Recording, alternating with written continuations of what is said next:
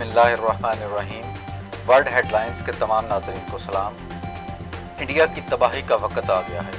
India کے لیے بری خبر یہ ہے کہ مائک پومپیو نے ٹویٹ کیا ہے کہ یونائٹڈ اسٹیٹ آج سے تمام اقسام کے ہتھیار یعنی ڈیفنس اکوپمنٹ ہانگ کانگ کو ایکسپورٹ نہیں کرے گا۔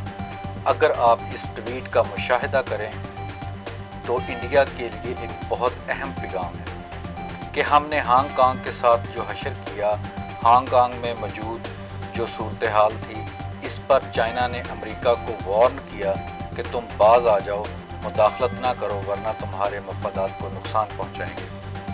اب جب چائنا نے طاقت کا مظاہرہ کرنا شروع کیا ہے، انڈیا کے لیے واضح پیغام بھی دے رہا ہے اور انڈیا کی چائنا کے ساتھ ملٹری ٹاکس بھی بری طرح ناکام ہو رہی ہے۔ بات صرف ملٹری ٹاکس تک نہیں رکتی، بلکہ چائنا نے انڈیا کو فنگر 4 کا ایریا بھی چھوڑنے کو کہہ دیا ہے۔ اب تھوڑا سا اپنے ناظرین کو یہ بھی بتا دیتے ہیں کہ فنگر 4 ایریا کیا ہے اور کہاں ہے۔ یہ لداخ میں پنگ گونگ لیک کا ایریا ہے جہاں انڈیا کی ملٹری ایئر بیس ہے۔ چائنا نے انڈیا کو دھمکی دیتے ہوئے یہاں تک کہہ دیا ہے کہ یہ ایریا نہ چھوڑا تو چائنا پوری طرح سے اپنی ایئر فورس کا استعمال کرے گا اور طاقت سے خالی کروائے گا۔ اب اس ساری گفتگو سے یہ ثابت ہوا کہ چائنا نے انڈیا کو واضح پیغام دیا ہے کہ اپنی طاقت کا استعمال کر کے ایئر بیس کو تباہ کر دیں گے۔ اب دوسری طرف انڈیا کی بکھلاہٹ کا اندازہ لگا لیں کہ راجناتھ سنگھ ماسکو گئے ڈیلز کرنے اور مایوس ہو کر خالی ہاتھ واپس لوٹنا پڑا۔ وہ جو ڈیلز کا ذکر تھا وہ یہ تھا کہ انڈیا کی ڈیمانڈ تھی کہ ہمیں S-400 جلد سے جلد ڈیلیور کیا جائے۔ امریکہ کے ڈیفنس سیکرٹری مارک ایسپر کی سے راجناتھ سنگھ کی ڈسکشن ہوئی تھی۔ اس میٹنگ میں انڈیا کی موجودہ ذلت جو چائنا کی طرف سے اٹھانی پڑ رہی ہے وہ ڈسکس ہوئی اور مشورہ بھی مانگا، وہ بھی S-400 کی جلد از جلد ڈیلیوری کے ساتھ۔ دوسرے لفظوں میں اگر کہیں تو انڈیا امریکہ سے مدد مانگنے گیا تھا۔ امریکہ کی ہسٹری اور چال چلن سے تو آپ واقف ہی ہیں کہ امریکہ نے ہمیشہ سے اپنی بندوق کے لیے دوسروں کا کاندھا استعمال کیا ہے۔ امریکہ نے ہمیشہ ہی اپنے دشمنوں کی بجائے اپنے دوستوں کو ہی نقصان پہنچایا ہے، جس کی تازہ ترین مثال کشمیر کے معاملے میں ٹرمپ کی ثالثی ہے۔ دوسری مثال کا ذکر کریں تو آپ کے سامنے ہے افغانستان والی۔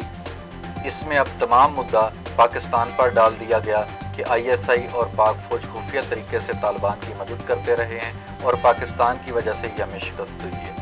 چلیں 2 منٹ کے لیے فرض کر لیتے ہیں کہ ایسا ہی ہے کہ پاکستان نے مدد کی، پھر تو امریکہ کے لیے ڈوب مرنے کا مقام ہے کہ 3000 ارب ڈالرز لگانے اور 48 ممالک کی مدد کے باوجود بھی پاکستان آرمی اور ISI تم پر حاوی رہی۔ اس افغان طالبان والے معاملے میں امریکی رائٹرز کی بک کا مطالعہ کریں تو آپ کو پتہ چل جائے گا کہ امریکہ کا ہمیشہ سے ہی یہ شیوا رہا ہے الزام تراشی والا، کہ وہ دوسروں پر الزام تراشی کرتا ہے۔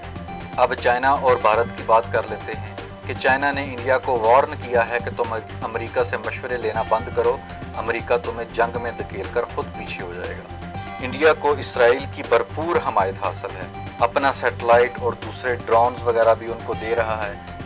اگر انڈیا میں اب چائنا کی طرف سے یہ صورتحال نہ ہوئی ہوتی تو انڈیا کی بہت سی دھمکیاں پاکستان کو آ چکی ہوتی۔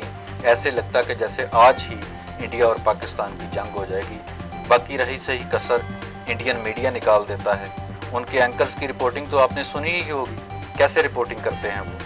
ابھی تک اتنی حمایت حاصل ہونے کے باوجود بھی چائنا کے سامنے کھڑے ہونے کی انڈیا کی ہمت نہیں ہوئی۔ اگر چائنا اور انڈیا کی لڑائی ہوئی تو آپ دیکھیں گے کہ جلد وہ وقت آئے گا کہ انڈیا کے ٹکڑے ٹکڑے ہو جائیں گے۔ ورلڈ ہیڈ لائنز کو سبسکرائب کریں اور بیل آئیکن کو پریس کریں تاکہ تازہ ترین اپڈیٹس آپ تک بر وقت پہنچتی رہیں۔ اپنا بہت سارا خیال رکھیں اور دیکھتے رہیں ورلڈ ہیڈ لائنز۔